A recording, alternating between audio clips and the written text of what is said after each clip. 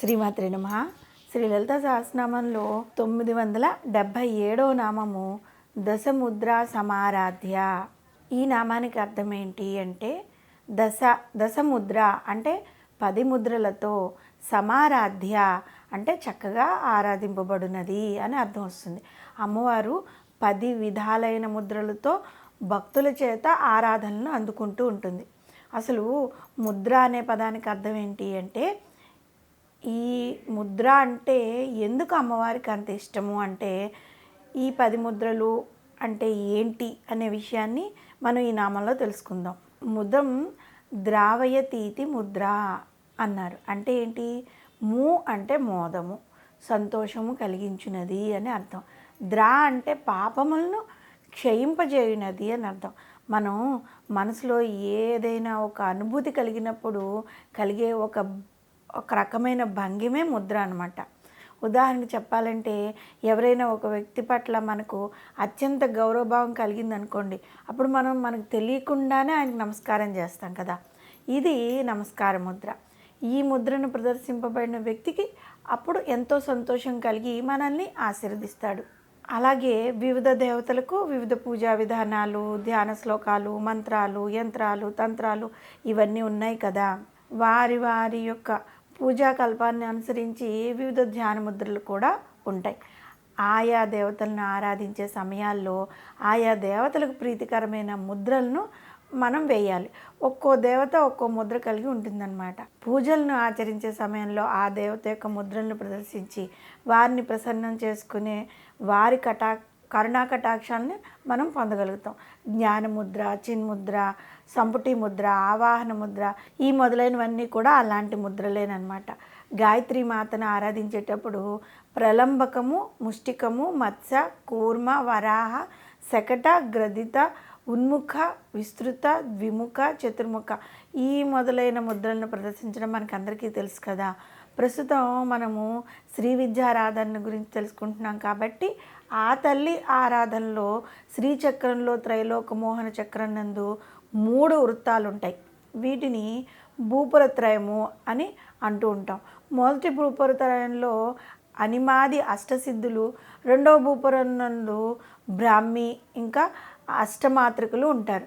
వీటిలో మూడవదైన తృతీయ భూపురంలో దశముద్రా శక్తులు ఉంటాయి. ఆ శక్తుల యొక్క నామాలు సర్వసంక్షోభిని, సర్వవిద్రావిణి, సర్వాకర్షిణి, సర్వవశంకరి, సర్వోన్మాదిని, సర్వమహాంకుశ, సర్వకేచరి, సర్వబీజ, సర్వయోని, సర్వత్రికండ. శ్రీచక్రంలో శ్రీమాత ఈ దేవతలందరి స్వరూపాలు తానై ఒక్కొక్క ముద్రతో ఈ సమస్త బ్రహ్మాండాలని పరిపాలిస్తూ ఉంటుంది. సాక్షాత్తు జగన్మాత స్వరూపులైన ఈ ముద్రలను ఏదైనా ఫోటోలు చూసో లేదంటే వీడియోలు చూసో సాధన చేసే వాటికన్నా ఒక సమర్థుడైన గురువు నుండి నేర్చుకుని మనం చేస్తే చాలా మంచి ఫలితాలు కలుగుతాయి.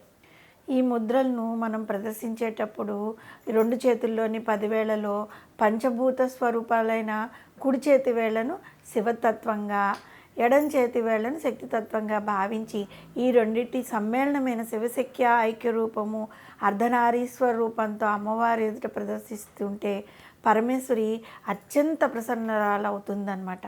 కనుకనే వసన్యాది వాగ్దేవతలు జగన్మాతను దశముద్రా సమారాధ్య అనే నామంతో కీర్తించారు. ఈ ముద్రలను ప్రదర్శిస్తూ ఎవరైతే అమ్మవారికి పూజ చేస్తూ ఉంటారో వారిని ఆ తల్లి సర్వలోక సమ్మోహనమును, వశీకరణాన్ని, ఆకర్షణని, సర్వదేవ ప్రియత్వమును, ఆకాశ సంచారాన్ని, ఆనందాన్ని కలుగజేసి అమ్మవారు కరుణిస్తుంది.